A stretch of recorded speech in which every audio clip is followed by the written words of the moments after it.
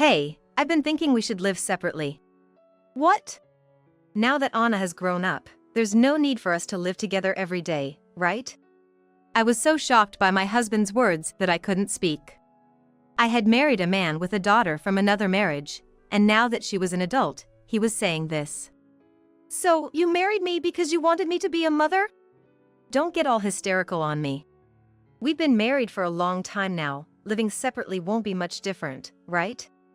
It was all so sudden, I couldn't organize my thoughts, and after that, my husband didn't even try to have a proper conversation with me before deciding to move out. Especially since he had quit his job 6 months ago and had been living on my salary. It was only because of the revenue from the company I run that we could live. Anna, Dad wants to live apart from me. What about you? Even though Anna wasn't very close to me, we had been together for over 10 years. If Anna cared for me, it would have been some consolation. That's what I was thinking when I asked her. Huh? Why would you think I'd live with you? I'm obviously going to go with Dad. I'd never live with some stranger, no way.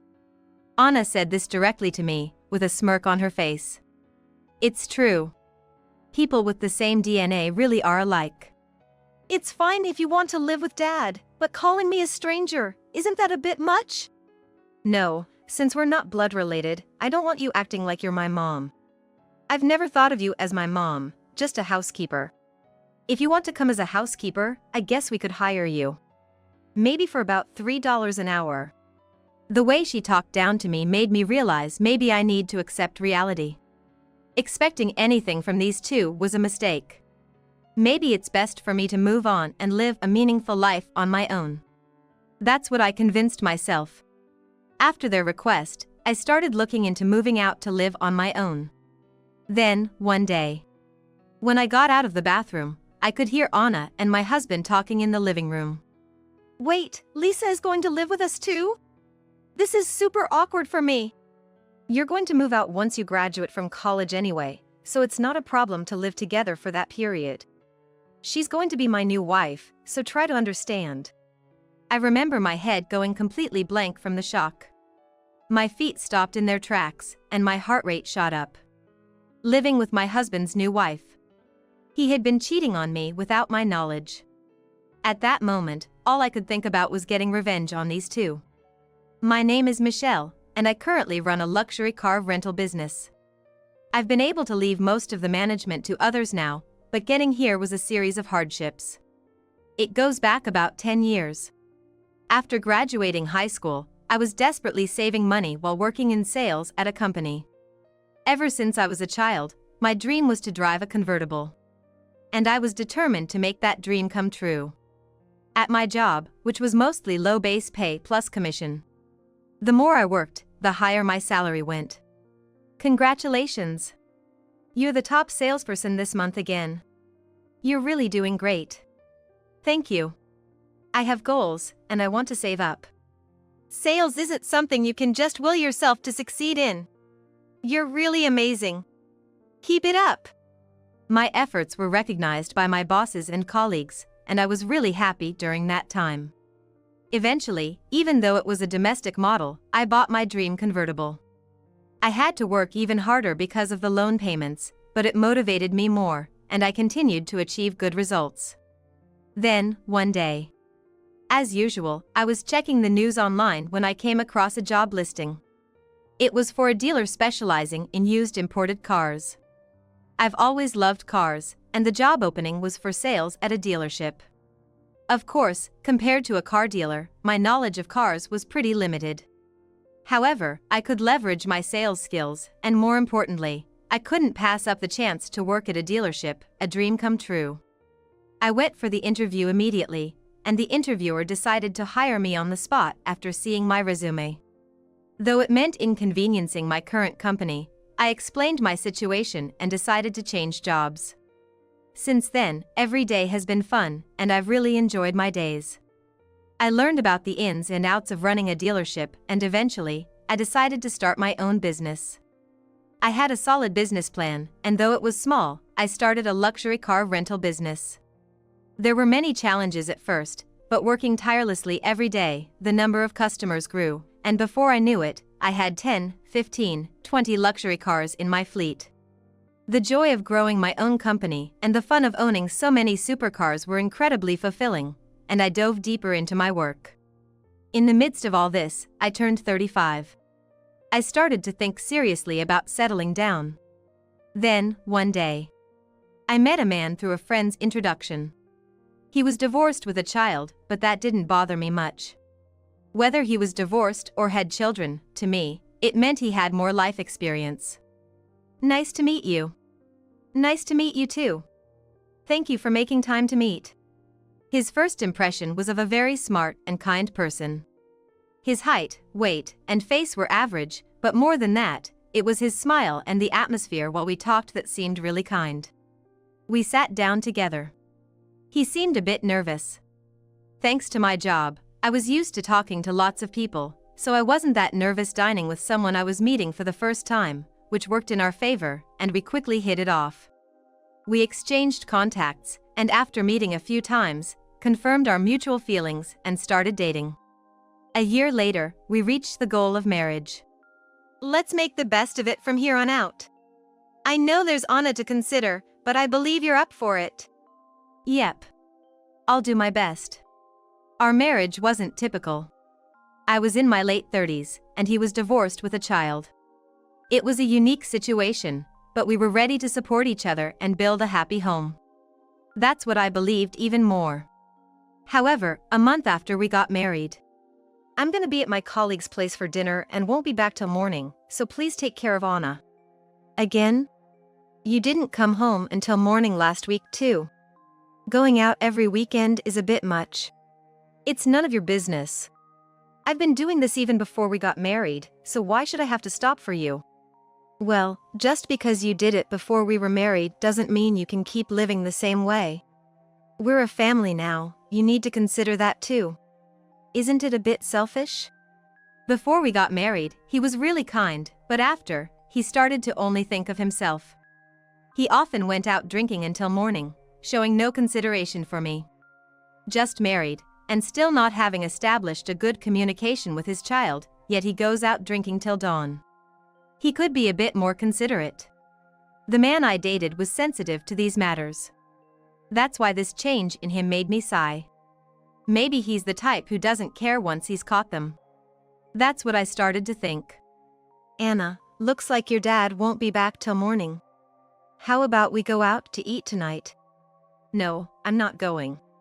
I'm hanging out with friends, so give me some money. Going out!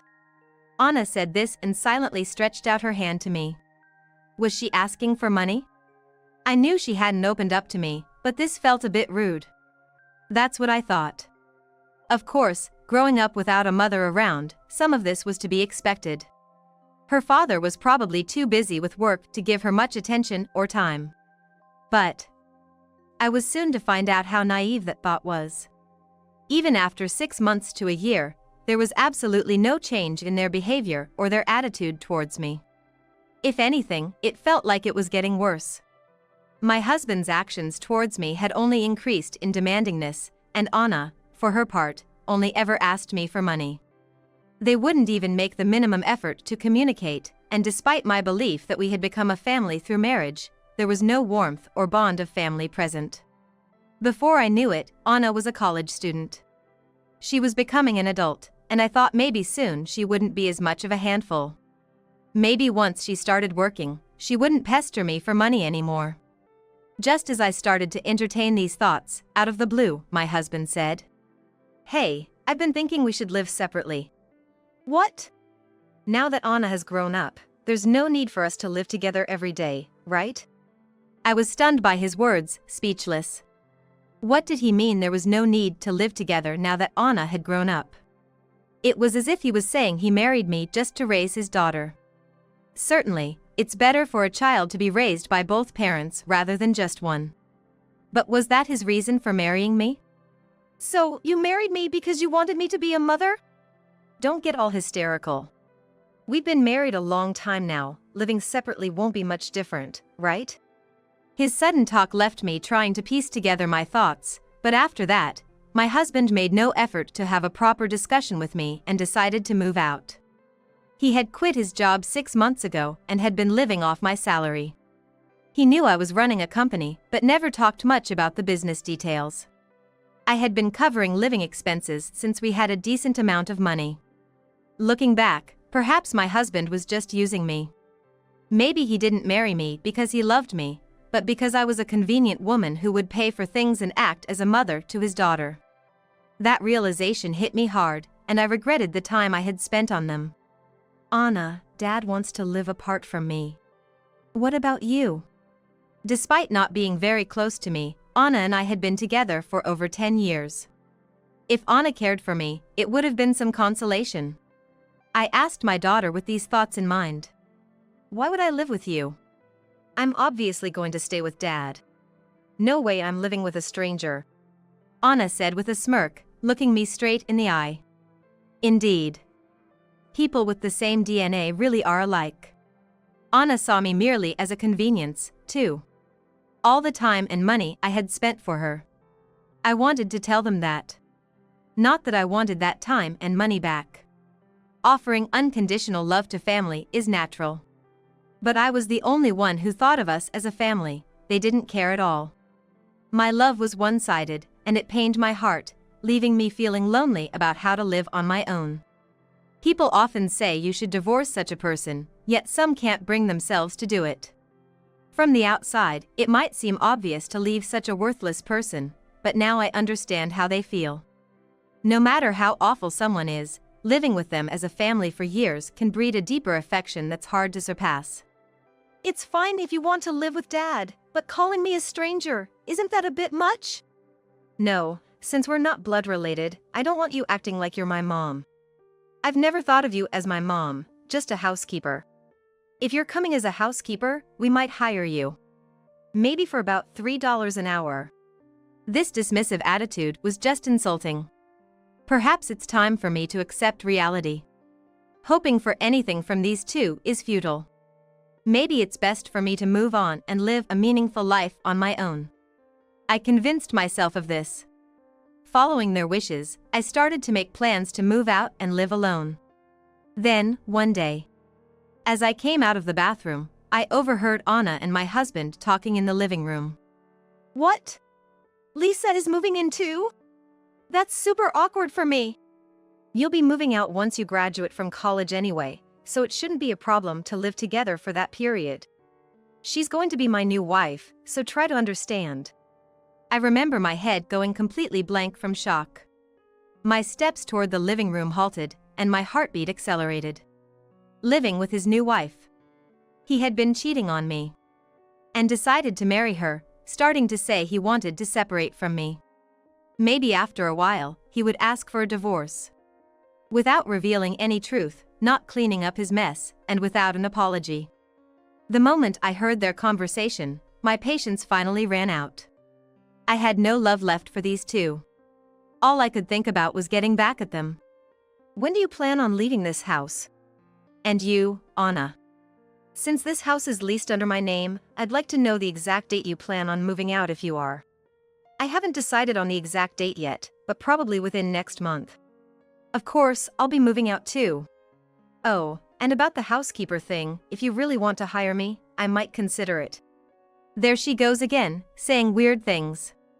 I couldn't help but sigh at my daughter smirking as she said that. Well, there's no point in worrying too much about it. I'm going to say goodbye to these two anyway. You really think I'm going to be your housekeeper? You're not serious, right? I don't know how an old lady like you is going to manage on her own, but can you live without relying on us? No, wait a minute. At that moment, my husband stuttered, perhaps nervous. He probably hadn't told her yet that he had quit his job. That's why Anna could afford to be so bold with me. But reality isn't so kind. I don't need to do that. I own a company that makes millions, so I certainly don't need a job paying $3 an hour as a housekeeper. I want to ask you, though, not working and can't do housework, worried about living with someone worth about 50 cents an hour? I'm getting a divorce, so it's none of my concern. What? Anna looked utterly baffled the moment I said that. Obviously. She probably didn't think I ran such a successful company. But the way Anna has treated me is a fact. No amount of regret changes that fact. I no longer had any affection left for Anna. Only a desire to make them regret their actions. I'm filing for divorce, so sign these divorce papers before you move out. Also, since you plan on living with your affair partner, you had a relationship with another woman while we were still married, so you'll need to take responsibility. Wait a minute. What do you mean by divorce? Don't play dumb. You know you've been cheating. I haven't cheated. I just wanted some time to myself since our marriage has lasted so long. Suggesting that we live separately wasn't about ending our life together. I heard you two planning a new life together, talking about remarriage. Was that not true? Seemed like you were quite loud about it, thinking I was in the bathroom. It's impressive you could discuss such things while I was around. At that moment, they both fell silent, looking at each other. They must be regretting their unnecessary actions, but it's too late for regrets now. Even if you deny it, I have evidence of your cheating. I have no attachment left for you two, and I certainly don't plan on living with you anymore. But, wait. Are you serious about divorcing me? Hang on, Mom. You're misunderstanding. What we were talking was... She called me Mom? I remember exactly what she told me when I brought up separating. She wouldn't let her forget. She clearly looked me in the eye and said we weren't family, calling me just some woman. At that moment, I felt utterly disappointed, and any familial bond was completely gone. Just when it's convenient, she resorts to calling me family. I'm not your mother, not family, nothing. Just a stranger, I thought to the core. Although anger was bubbling inside me, getting emotional and angry wouldn't lead anywhere. I decided to take a deep breath and calm my mind. Could you not flip-flop on calling us family only when it suits you? You sided with your father, knowing he cheated. If that's your decision, I respect it. So, could you not change your stance depending on the situation? Wait, Mom. I truly respect you, and there's a big reason for this situation. A big reason? If there's such a grand justification, I'd love to hear it. Where's the reason to affirm cheating and smirk about treating someone who's been in your life for over a decade as a stranger? Convince me. I pressed her seriously, and may be surprised by my insistence. She looked down and fell silent again. Words that came out reflexively, showing no conviction. That's why she goes silent with just a bit of pressure. Talking to them was just a waste of time, and I wanted to end it quickly. Whatever you say now, my feelings won't change, so don't make me angrier than I already am. Wait a minute. Are you really intending to divorce me? We're not a family. And with the money you're making, we could all live happily together. As I've said before, can you stop pretending we're a family now? It really infuriates me. We are no longer a family. As you said, we're not related by blood, practically strangers. The past years were just a waste of time. I said this and left the house. I left in a huff, but I didn't have anywhere in particular to go. So, I decided to kill some time at a nearby cafe. I had gotten a bit heated and emotional, but everything I said came from the bottom of my heart. I no longer saw those two as family, and just sharing the same air with them made me nauseous. The things they did to me were atrocious, betrayal itself. I wanted them to truly understand that. After killing about 4 hours at the cafe, I had nowhere else to go, so I decided to return home. I picked up some dinner on the way back, and when I got home, my husband and daughter were waiting for me at the entrance. Maybe I will get an apology.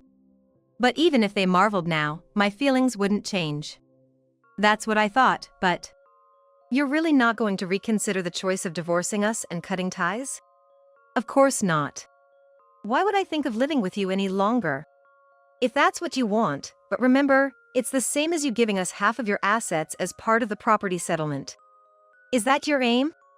You might want to bring us down to rock bottom, but the world doesn't work with such unfair outcomes.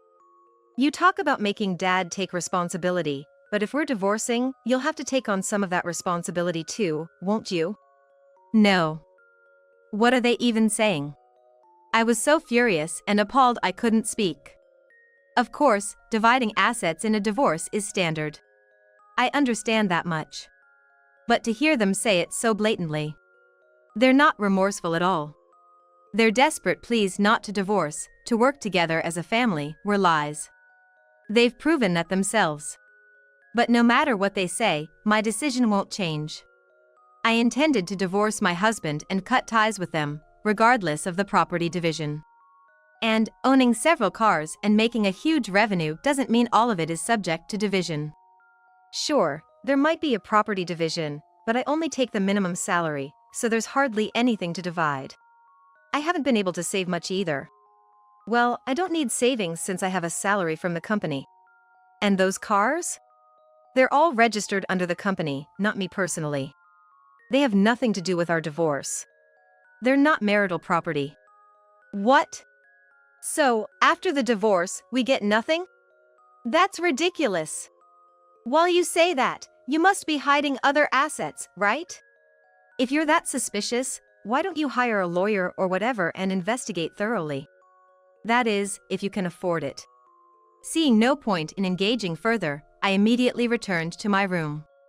An hour later, they came back to my room saying they had something to say, but I ignored them completely. They couldn't enter since I locked the door, but I could hear them apologizing outside my door, and I was just astonished. Realizing that my words were true and the dream of receiving a huge amount as part of the property settlement vanished, apologizing was the only way they saw to avoid the worst outcome. It was truly pathetic. But I had no intention of accepting their apologies, considering it a waste of time, so I used earplugs and went to sleep. Surprisingly, I fell asleep quickly and had a good night's sleep. Maybe their apology served as a lullaby. The next day, I packed my things and headed to a hotel. Until the very end, they pleaded with me not to abandon them, but I didn't speak to them at all. Then, with the help of my attorney, I proceeded with the divorce. There was already evidence, and it seemed my husband had resigned himself to not being able to escape the situation. The divorce was finalized. Now officially strangers, I declared estrangement from my ex-husband and ex-daughter, ready to start anew. I heard later that the two of them went on to lead the worst kind of lives. He had nearly wiped out all the savings my ex-husband had, and the woman he was seeing dumped him.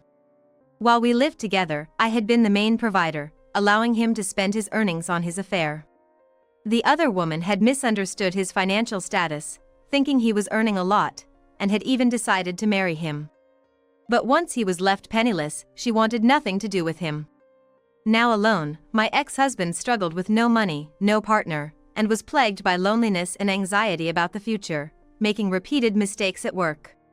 It seems the fact he had an affair spread within his workplace, and unable to bear the stress, he eventually quit his job. As for my ex-daughter, she continued attending college for a while but had to voluntarily withdraw due to lack of someone to pay her tuition. She did find a job eventually but had to support her father with her meager salary, causing her a lot of stress, and now she too has cut ties with him. Had they stayed with me as a family, they could have been enjoying a good life by now. What a foolish choice they made. For me, cutting ties with such exploitative people feels like a relief. Staying with them would have eventually led to unpleasant experiences at some point in life. I might have wasted years, but ultimately, it was a valuable life lesson. I don't know if I'll remarry or what my life will become. However, I plan to focus on my business and live every day without wasting any time. Regardless of power or wealth, love is essential in relationships. Without love or bonds, it can't be considered an important relationship. I want to spend my time with people who value me not for convenience but cherish me as a person. That's the secret to enjoying life, and it's what I've learned from this experience.